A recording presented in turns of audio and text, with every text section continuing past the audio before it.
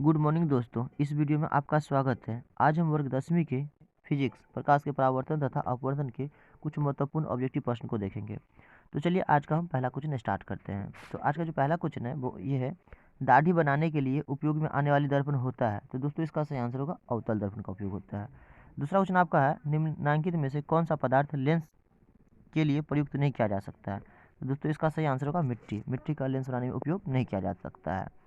आपका जो तीसरा क्वेश्चन है दोस्तों ये है कि निर्गत किरण तथा अविलंब के बीच के कोण को क्या कहते हैं। तो दोस्तों इसका जो सही आंसर होगा वो होगा निर्गत कोण कहते हैं। आपका चौथा क्वेश्चन है, किसी ठोस में बाहर की ओर उभरे दो गोलीय पृष्ठ हो तो इसे क्या कहते हैं।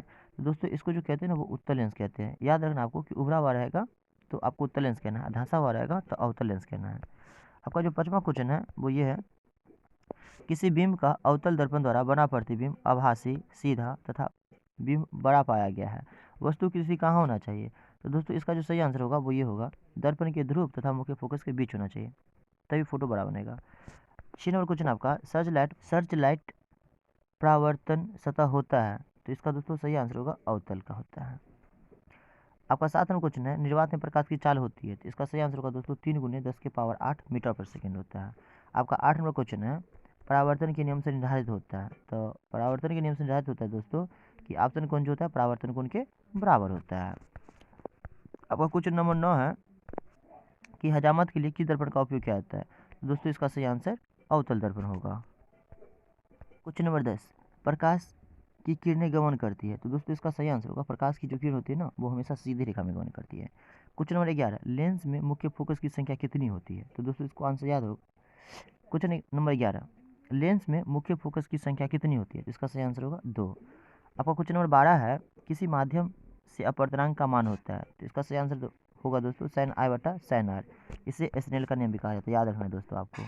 क्वेश्चन नंबर 13, प्रकाश के अपवर्तन के कितने नियम होते हैं। दोस्तों इस क्वेश्चन का आंसर आप कमेंट करें कि इसका आंसर सही क्या होगा।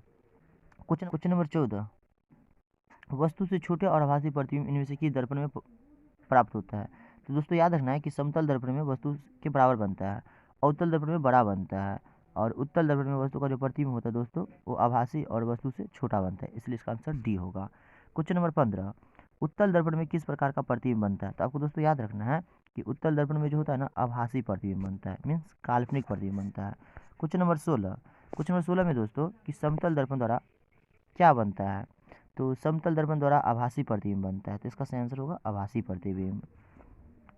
आपका क्वेश्चन नंबर 17 में है, वस्तु से छोटा प्रतिबिंब बनता है। तो वस्तु से जो छोटा प्रतिबिंब बनता है दोस्तों वो उत्तल दर्पण में बनता है, तो इसका सही आंसर 17 का बी हो जाएगा। क्वेश्चन नंबर 18, प्रकाश क्या है। तो दोस्तों आपको याद रखना है कि आंखों को प्रभावित करने वाली ऊर्जा है।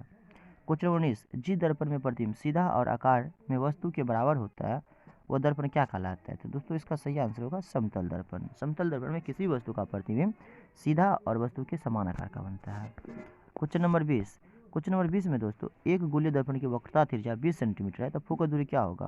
तो दोस्तों फोकस दूरी का फॉर्मूला होता है F बराबर R/2। तो यहाँ पे दोस्तों R का जो वैल्यू है वो 40 सेंटीमीटर है, और बटा में 2 कीजिएगा, भाग कीजिएगा तो इसका सही आंसर आ जाएगा दोस्त 20 सेंटीमीटर। तो इसलिए इसका सही आंसर जो हो जाएगा 20 का वो सी हो जाएगा।